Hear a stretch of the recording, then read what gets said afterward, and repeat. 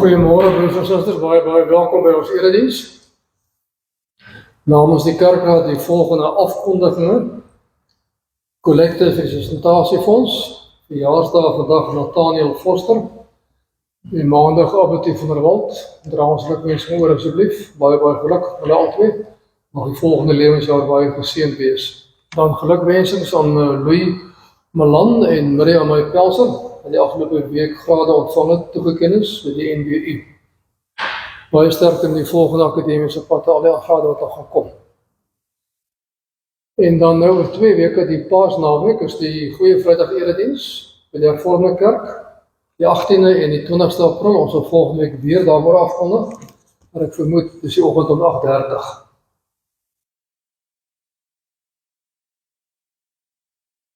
Kom ons sing lied 377, vers 1 en vers 3.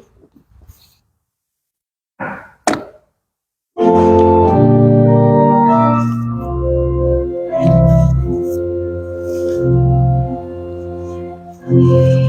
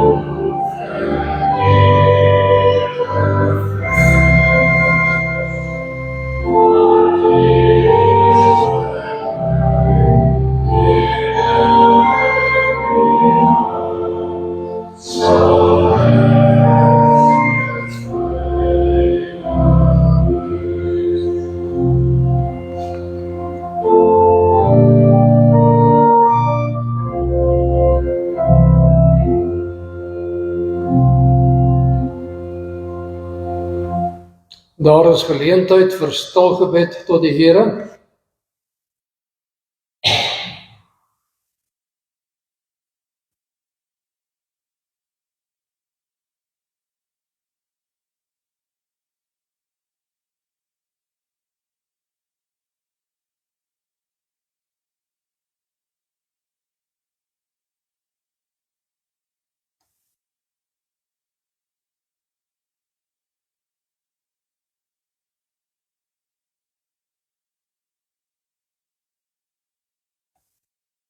Kom ons sing lied 151 vers 1. Daarna ontvang ons die seëngoed van die Here. Die loof God met ons 117 die eerste vers.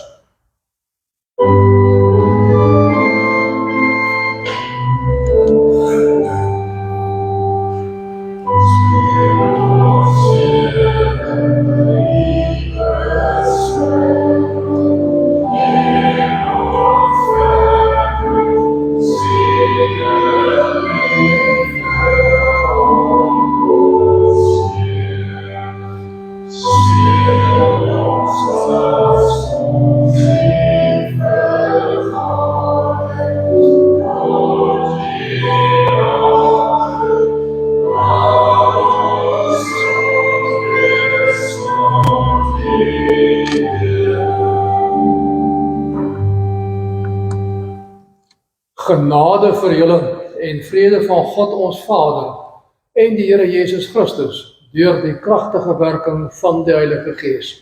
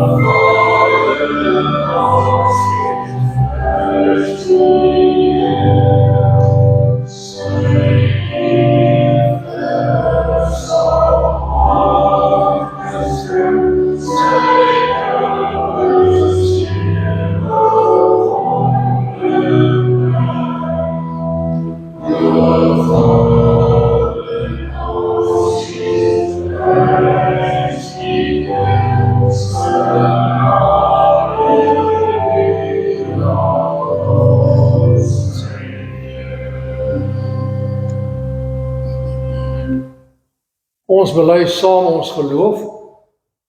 Ek glo in God die Vader, die Almagtige, die Skepper van die hemel en die aarde, en in Jesus Christus, sy enige gebore Seun, ons Here, wat ontvang is van die Heilige Gees, gebore uit die maagd Maria, wat gelei het, onder Pontius Pilatus gekruisig is, gesterf het en begrawe is. Hy het die lyding van die hel ondergaan.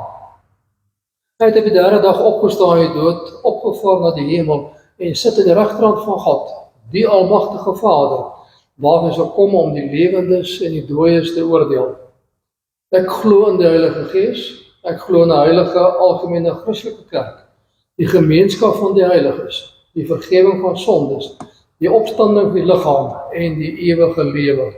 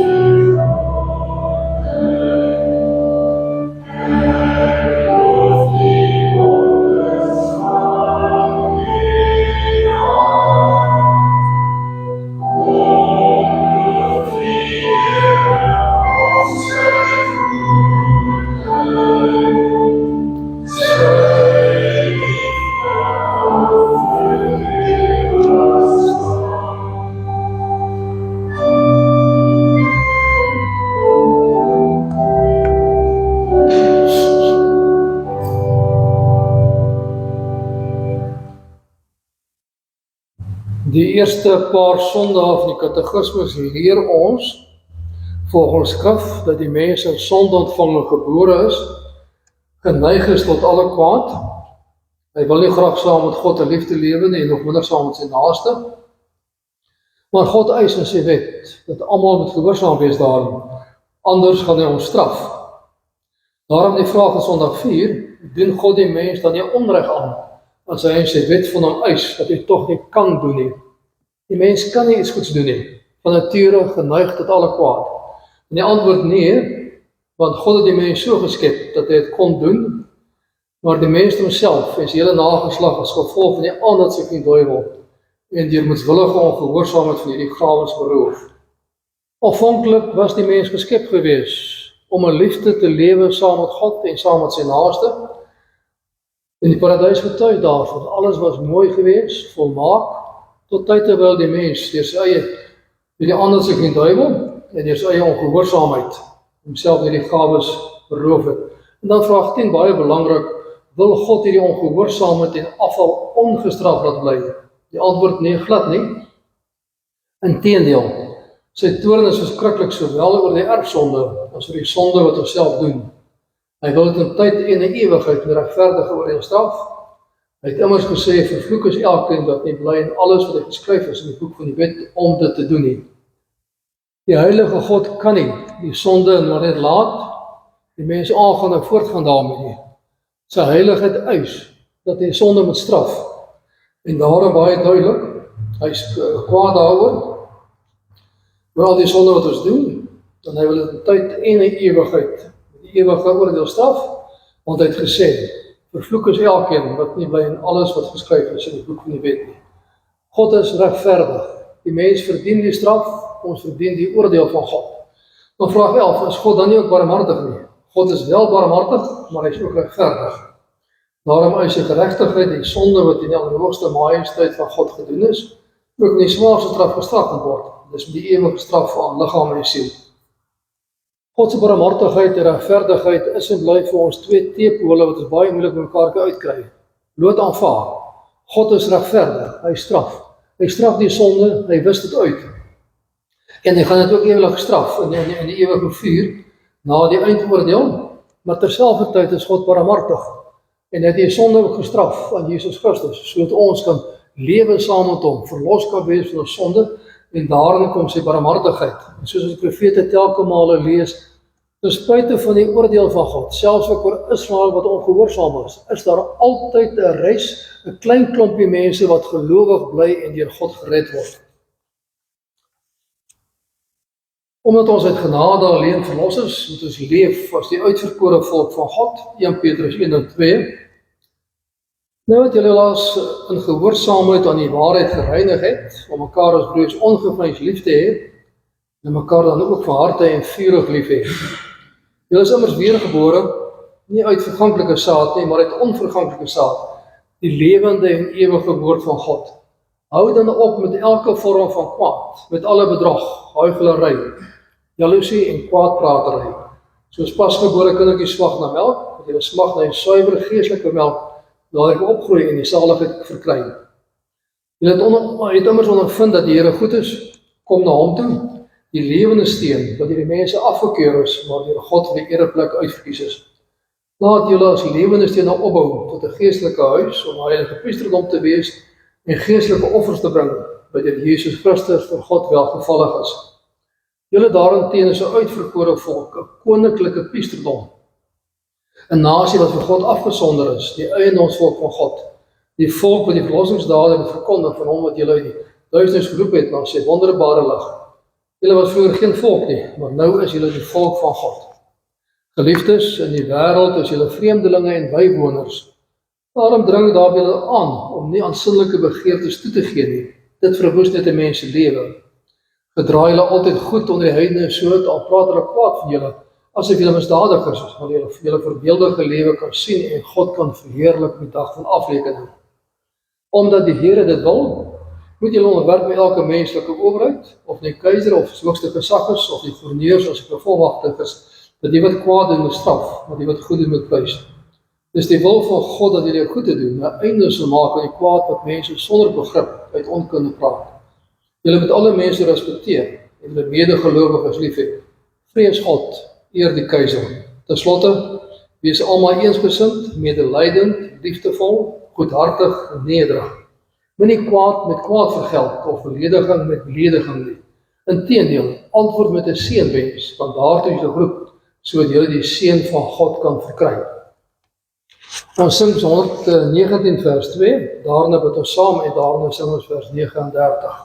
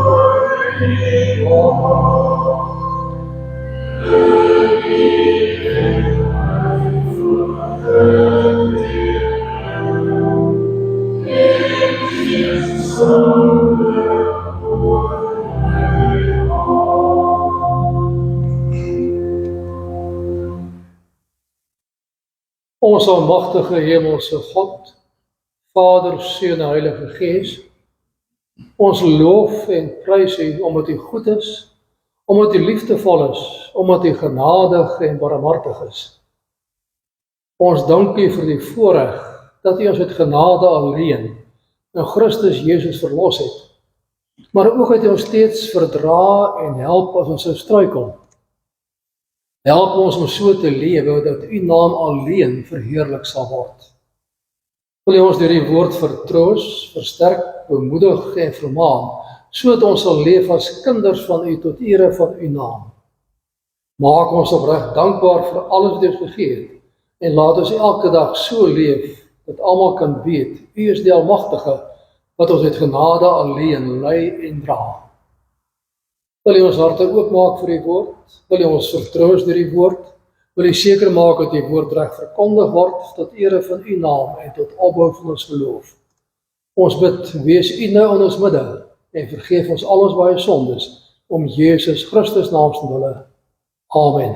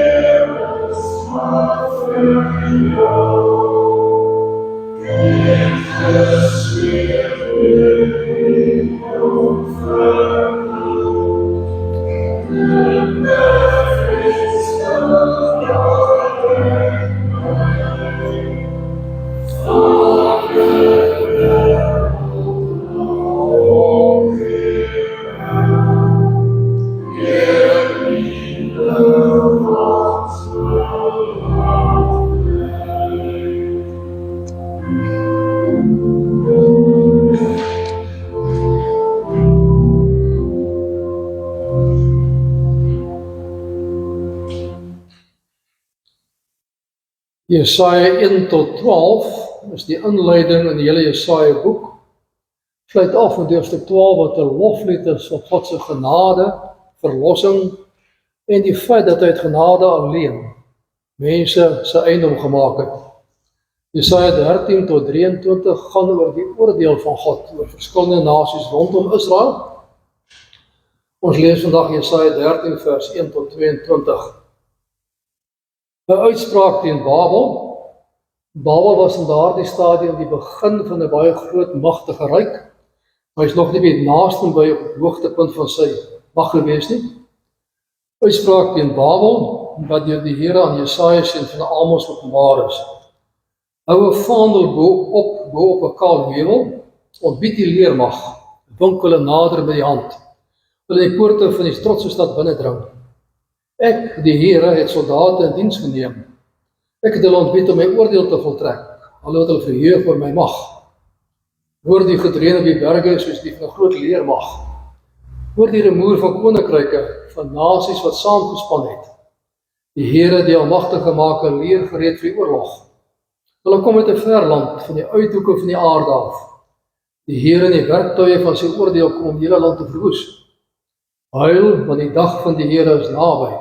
Dit bring verwoesting, dit kom van die Almagtige af. Almal se hande sal slapping, almal se harte sal verstyf van angs. Hulle sal skrikbevange raak. Krampe en pyne sal oorval, soos 'n vrou wat 'n kind in die wêreld bring, sal hulle mekaar ken. Hulle sal mekaar beangs aankyk, bid van die skrik. Die dag van die Here het nou gekom. Dit is 'n wrede dag, 'n dag van gramskap en gloeiende toorn. 'n dag waarop die land verwoes en sy sondaars uitgeroei word. Die sterre en die sterrebeelde sal nie meer lig gee nie. Die son sal donker wees wanneer hy opkom. Die maan sal ophou lig gee. Ek sal die land straf oor sy boosheid, die goddeloses vir hulle sonde. Ek sal 'n einde maak aan die hoogmoed van die vermeteles. Ek sal die wat hoogmoedig en verwaand is verneder. Ek sal mense skaars vermaak as suiwer goud, skaarsel as die goud uit Ofir. Ek sal die hemel skud, die aarde as die plek uitgeruk word. Ek, die Here, die Almagtige, doen dit in my gramskap die dag wanneer my toorn ontvlam. Soos 'n ribbok wat opgejaag is, soos 'n skaap wat nie opgepas word nie, so sal die mensheid behalwe pad gee, elkeen na sy eie volk toe. So sal elkeen na sy eie land toe vlug. Wie gevang word, sal doodgesteek word, wie ingehaal word, sal in lewe gebring word. Hulle babetjies sal voor hulle oë pap geslaan word, hulle huise sal geplunder word, en hulle vroue verkragt word. Kyk, ek maak die Medeërs Babel se vyande. Hulle gee nie om vir silwer nie, en is nie erg vir goud nie. Hulle pyle se jong manne deurboor. Met babetjies sal geen meegevoel hê nie, sy kinders nie verskoon nie. Babel, die sieraad tot die koninkryke, die pronkstuk en trots van die Galdeërs, sal deur God verwoes word, soos Sodom en Gomorra. Die stad sal nooit meer bewoon word nie, niemand sal ooit weer daarin bly nie, geen Arabier sal die tent daar opslaan nie, geen wagter sal sy kudde daar laat rus nie. Net woestyndiere sal daar gaan lê, die huise sal vol uile wees, vol struise sal daar bly en veldgode sal daar ronddans. Die hienas sal die paleise gehuil, jakkals in die huise waar fees gevier is. Die stad se ondergang is hier, sy dae is getel. Waarin 18 vers 1 tot 8. Hierna het ek 'n ander engel uit die hemel uit afkom. Hy het groot gesag gehad en die aarde is deur sy heerlikheid verlig. Die sterk stem uitgeroep, geval uit die grote Babylon. Die blyplek van die bose geeste geword, die skuilplek vir alle onrein geeste. Die skuilplek vir alle onrein voëls en skuilplek vir alle onrein afskuwelike diere, omdat al die nasies van die dwelmdrank van haar onsedelikheid gedrink het. Die konings van die aarde het onsedelik daar verkeer, die sakemanne van die aarde het ryk geword uit haar grenselose weelde. Dit ek 'n ander stem uit die hemel hoor sê, gaan uit haar uit, my volk, so dat julle nie aan haar sondes deel kry en die pla wat oor haar kom, julle betref nie. Haar sondes het tot aan die hemel opgehoop, en God het haar ongeregtigheid veronthou. Behandel haar soos sy julle behandel het, en vergeld haar dubbel soveel as wat sy julle aangedoen het. In die beker waar sy julle ingeskink het, moet julle vir haar 2 keer soveel inskink. Die mate waar sy gepronk en wel eens gelewe het, die mate moet haar pyn en droefheid aandoen. Sy sê by haarself, ek sit as koningin op die troon, ek is nie 'n weduwee nie, en treur sal ek nooit nie. Daar sal al die pla haar op een dag tref, pes, droefheid en hongersnood. Sy sal met vuur verbrand word, want sterk is die Here God wat haar oordeel. Ons teksverse Jesaja 13 vers 6. Huil, want die dag van die Here is naby. Dit bring verwoesting, dit kom van die Almagtige af. Geliefde broers en susters in ons Here Jesus Christus, wat word bedoel as die skrif praat van die dag van die Here? Israel het verstaan, dit is 'n dag waarop hulle vyande, en volgens Israel se gedagte was hulle vyande ook God se vyande gewees. Homself gelykgestel aan mense wat aan God behoort en almal wat teen hulle is ook God se vyande. Dat hulle vyande en God se vyande gestraf sal word. en hulle dan 'n lewe sal kry van oorvloed en weelde. Israel wil baie graag hier op aarde, en in die paradys lewe. Maar ongelukkig was hulle verstaan van die dag van die Here nie korrek nie, en het die profete hulle tereggewys. Jakobus die profete, nou kan die hoofstuk oor die dag van die Here aangedui as die dag waarop God teen die sonde en ongehoorsaamheid van mense optree. Die dag van die Here is 'n vreeslike dag, want dan kom God en hy verwoes al die sonde, ongeag of dit sy volk is, ongeag of dit heidene nasies is. Hy wil die sonde uitwis en straf elkeen wat 'n sonde lewe. Dis nie van belang of jy gelowig of nie gelowig is nie. Die dag van die Here kom, en elkeen wat 'n sonde leef, sal die straf van God ervaar. En vir al diegene wat 'n sonde volhard, sal die ewige straf kry. Die heidene nasies word totaal vernietig. En begin hoofstuk 14 sien ons weer eens die feit dat God in sy eie volk uit altyd 'n gelowige res bewaar. Daar's altyd gelowiges wat hy beskerm en genade gees en met hulle sy verbond en sy bemoeienis voortsit. Hy is regverdig, hy straf al die sonde. Hy straf die sonde en straf die mense ook wat sonde gedoen het. Maar hy is genadig. Altyd mense wat uit genade alleen uitverkies om saam met hom te leef en sy kinders te wees. In sy regverdigheid straf hy, in sy genade verlos hy. Die dag van die Here kom wanneer dit hom behaag. Hy is soewerein, hy stel baie keer uit en gee kans vir die mens om tot bekering te kom, om sy sonde te bely en te gehoorsaam en hom alleen te vertrou. Wanneer die mens egter sy sonde volhard, hoogmoedig, eie geregtigheid voortleef, asof God nie bestaan nie, en as hy nooit aan God enige verantwoording verskuldig is nie, kom die oordeel van die Heilige van Israel. Nou moet ons die dag van die Here verstaan dat in die geskiedenis gebeur dit plek, van tyd tot tyd op 'n sekere plek beperk. Aan die einde van die tyd kom die oordeel, die finale oordeel, dan is dit wêreldwyd en daarna is die wederkoms van Jesus Christus. Die dag van die Here kom plaaslik, wanneer die sonde van 'n land en volk vol is. Wanneer daar soveel sonde is, dat daar nie meer 'n bestaansmoontlikheid is nie. Dit het gebeur in Sodom en Gomorra. Die mense het so vol sonde gedoen, dat daar kon nie meer 'n lewe moontlik wees nie. En daarom het God Sodom en Gomorra totaal al uitgewis. Opmerklik, die stede is totaal verwis, maar Lot en sy dogters is deur God uitgelei en het ontkom aan die oordeel. So die oordeel van God meermaal in die geskiedenis gekom, oor 'n magtige ryk wat so hoogmoedig geleef het, dat daar nie meer vir ander lewensruimte was nie.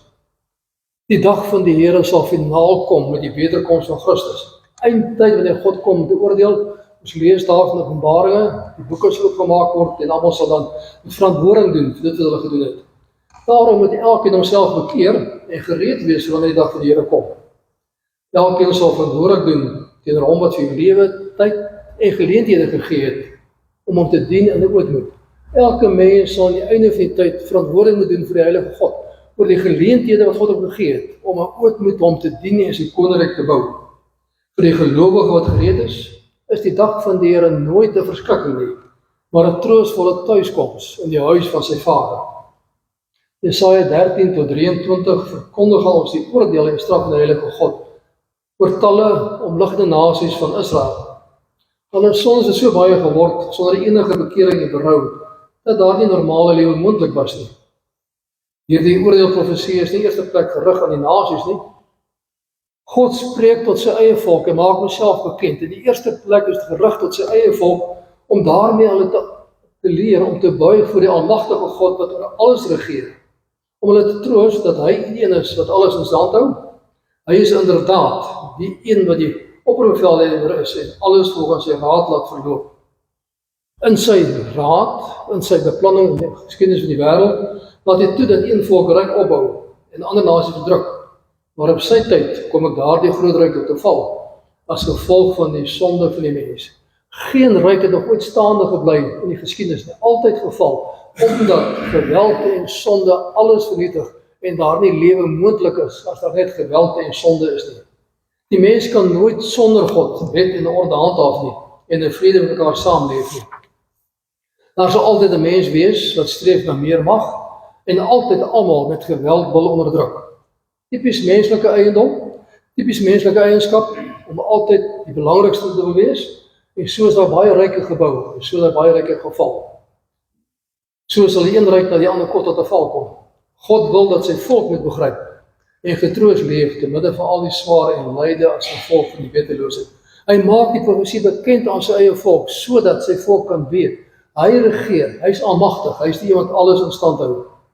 En in daardie tyd het die profete dikwels hulle profesie aan die konings van Israel en Juda en ook aan die amptenare voorgelees. Koning gaan dit voorgelees, is ook later jare in die tempel gelees en ook later jare in die sinagoge gelees. Ons lees van Jeremia, in Jeremia 36, dat God gesê het, skryf jy profesie op.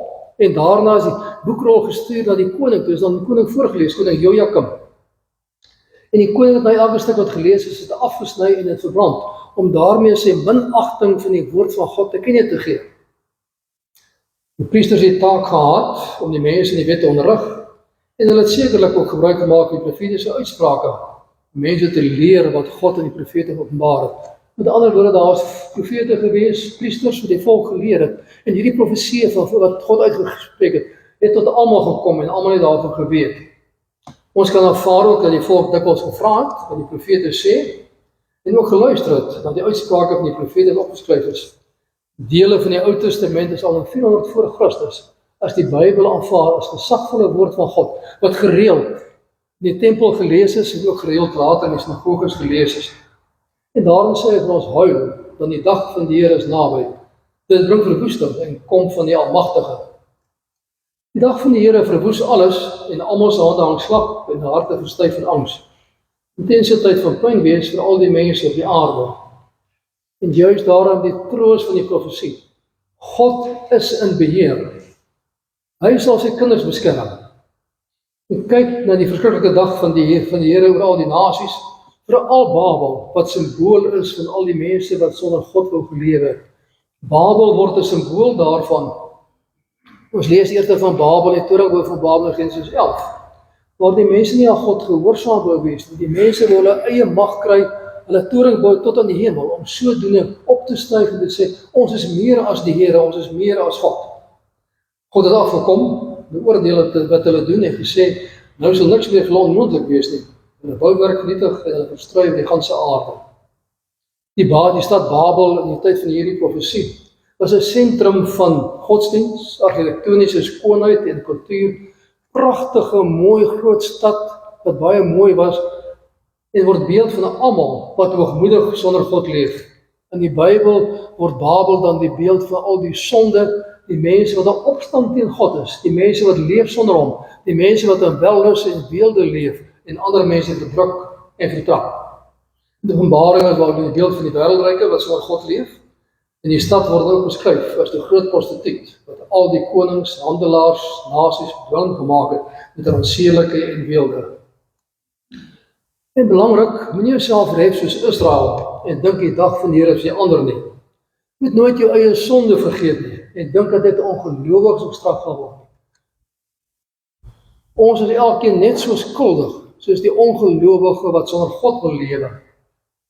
En daarom die heerlike troos. Sodra mens jou sonde ken, vlug na God en gaan bely dit, vra vergifnis, ontvang dit en leef dan dankbaar tot ere van hom.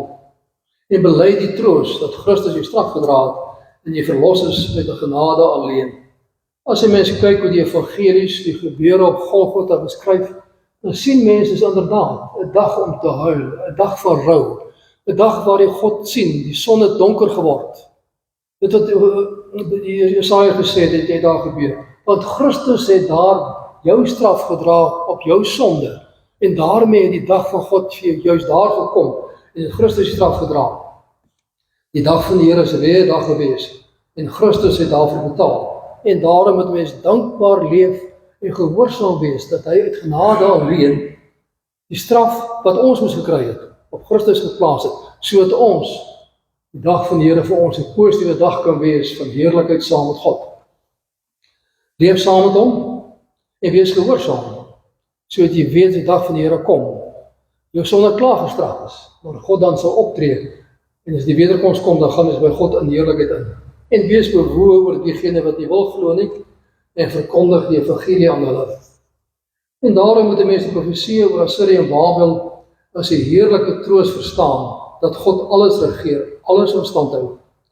Hy is verhewe bo die aarde, en regeer en lei die geskiedenis volgens sy wil en welbehaag. Almal op aarde is in sy diens, gelowiges, hopelik, vrywilliglik, jy wil dit graag doen, ongelowiges, doen dit baie keer sonder dat hulle weet, en as hulle weet dat hulle dit in sy diens is, doen hulle dit wreewil. Die heidene nasies word dikwels deur God gebruik in sy almag om sy eie volk te bring tot bekering, tot berou. En die straf van God uit te voer oor sy eie volk, so dit kan kom tot bekering. Indien die heidene nasies dit nederig en met ootmoed doen, sal hulle bly lewe, maar normaalweg doen hulle met uiterste geweld. En die Assiriërs teen wie die oordeel kom, was 'n baie wrede volk gewees. Ons lees nie wyse waar hulle opgetree het. Selfvoldaan, hoogmoed, ons is sterk, ons is kragtig, en daarom kom die oordeel van God ook in hulle. Die Here roep sy soldate om die poorte van die trotse stad binne te dring. Elkeen wat homself ref en God wil wees, sal tot 'n val kom. Die een wêreldryk na die ander gekom en gegaan. Aanvanklik groot en magtig, baie mooi, baie sterk, om maar net later deur 'n volgende wêreldryk vervang te word, met al die ellende, al die smaakry wat elke oorlog mee gepaard gaan. Die Here maak gereed vir die oorlog om die nasie wat sonder hom alles verwoes het te oordeel en te straf. Almal is werktuie in sy hand. En hy regeer die geskiedenis volgens sy wil en welbehaag. Niks gebeur sonder dat hy het wil en dat hy het besluit nie.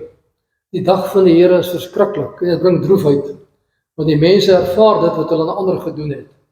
Die sterrebeelde, son en maan sal donker word. Dis die beeld waarop die nasie vertrou het. Hulle vertrou op die vastigheid van die son en die maan en sterre. En skielik skud God dit.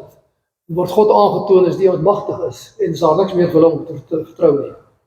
En dan sal dit die einde wees. Die stad sal verlate wees en net woestyndiere sal daar gaan lê. Interessant is almal onrein diere wat daar gaan bly en niemand sal meer daar kom nie. Selfs nie as iemand wat die plek wil gebruik vir sy kudde nie. Dit sal 'n verlate plek wees. Die Babel, die stad wat die sieraad onder die koninkryke was, die stad waarmee die Galdeërs gespog het, sal verwoes word soos Sodom en Gomorra. As God optree in sy almag, verwoes hy totale al. En Sodom en Gomorra is die beeld van die totale verwoesting deur die oordeel van die heilige van Israel. Nou teksvers verkondig die dag van die Here wat oor Babel kom. Die dag van die Here verwys ook na die eindoordeel in die weerkoms van Christus. Lyn wat reg deur die Bybel loop, dat God kom om te oordeel, en sodra hy kom skei tussen gelowiges en ongelowiges. Gelowiges word gered, verlos uit genade alleen. En daarom moet hulle dankbaar gehoorsaam leef tot ere van God. Ongelowiges word verwoes en kry die ewige dood wat hom tref. Na die heerlike beloftes in die vorige hoofstuk 12, lees ons nou van die oordeele van die Almagtige oor die wêreldmagte. Hy is die een wat alles regeer en bo kan alles staan. En dis die troos vandag ook vir ons om te weet. Hy bepaal wat gebeur en wat nie gebeur nie. En Babel was een van die wêreldryke wat die hele bekende destyds wêreld oorheers het en al die mag en glorie gehad het. Opmerklik, hierdie profesie is uitgespreek nog voordat Babel op sy hoogtepunt van sy mag was. Op daardie stadium was die begin van hulle mag gewees en hulle gegroei na 'n groot wêreldbemoediging. En nou alreeds sê God, ek sal hulle oordeel, want hulle wil doen sonder my, hulle wil sonder leef en sonder my alles goed probeer doen. Die Here verkondig hier die oordeel en verwoesting aan hulle omdat hulle sonder hom wil leef. Hy weet hoe hoogmoedig en hoe eie geregtig hulle gaan optree, asof hy nie bestaan nie. Hulle dink niemand gaan aan hulle verantwoording vra vir dade nie. Hulle dink hulle kan maak wat hulle wil, dan sal geen verantwoording wees nie. Daarteenoor profeteer hy al voor die tyd. Julle sal verantwoording doen oor alles wat julle gedoen het. Hulle dink hulle groot mag maak hulle onaantastbaar, maar God sê, ek sal sorg dat elkeen vir julle verantwoording doen oor die wyse waarop julle doen. Die Here regeer en roep elkeen tot verantwoording toe. En daarom, omdat jy glo in Christus leef, gehoorsaam aan die heerlike troos, dat Christus vir jou die dag van die Here gedra het. Hy het vir jou gesterwe, hy het die dag van die Here die sondes op hom uitgestort, en daarom kan jy vry lewe tot ere van hom, en dat jy aan jou 'n nuwe lewe geskenk. Onthou die verganklikheid van die mens, en die straf en hoogmoed, en dank God elke dag nederig, dat jy na hierdie lewe wat hy jou gegee het om te leef in dankbaarheid tot ere van sy naam, om bekend te maak, sy naam uit te dra, ewig by ons sal wees in heerlikheid. Ons kan uitsien na die wederkoms van Christus. Dit sal nie donker te wees nie. Heerlike lig om by God te gaan leef, heerlik, op grond van die kruisdood van Jesus Christus. En daarom sing 'n loflied tot sy eer, tot hy met die hele aarde regeer en alles bepaal wat sal gebeur. Leef in aanbidding vir hom en wees elke dag gehoorsaam, sodat sy naam oor die ganse aarde groot gemaak gaan word. Amen. Ons dank saam. Ons almagtige hemelse God en Vader, ons loof en prys U, ons eer U, omdat U groot en magtig is, omdat U is en was en sal wees tot in alle ewigheid. Ons erken dat U alleen die ganse wêreldgeskiedenis regeer, dat U alles bepaal wat elke dag gebeur, dat U ook ons lewens lei en dra in U barmhartigheid en genade. Ons dank U vir die kruisdood van Jesus Christus wat vir ons sondes gesterf het, sodat ons saam met U kan leef en elke dag U kan loof en kan eer. Maak ons opreg dankbaar daarvoor en laat ons gehoorsaam leef onder leiding van die Heilige Gees. Ons bely ons sonde en ons skuld voor U. Ons bely dat ons niks verdien vir al U genade en barmhartigheid nie. Wil U met ons wees, wil U ons dra en wil U ons krag en genade gee, sodat ons U alleen sal loof en sal eer. Skenk ons U wysheid, U liefde, U barmhartigheid en dra ons deur die woord en deur die Gees. Ons bid ook dat U ons almagtige vrede op aarde moet gee. Wil U oorloë laat ophou, wil U vrede skenk, wil U gee dat mense in vrede kan saamleef tot ere van U naam. Gee dat ons altyd omgee vir diegene wat swaar kry, wat in nood verkeer. Lei ons om dit raak te sien en dan U liefde ook daar uit te dra tot ere van U naam. Wil U ons elke dag versorg na ons nood en na ons behoeftes. Maak ons opreg dankbaar vir die wyse waarop U ons versorg, sodat U lof verkondig kan word. Ons bid vir elkeen wat siek is, wat swaar het, wat in nood verkeer, wil U dan naby wees. Wil ook almal wees wat ly as gevolg van die oorstromings, wil U krag en genade daar gee en naby wees. Laat ons so leef en so werk dat U naam alleen verheerlik sal word. Vergewe al ons sondes en wees U met ons om Jesus Christus naam te wille. Amen. Daar is geleentheid vir die liefdegawe.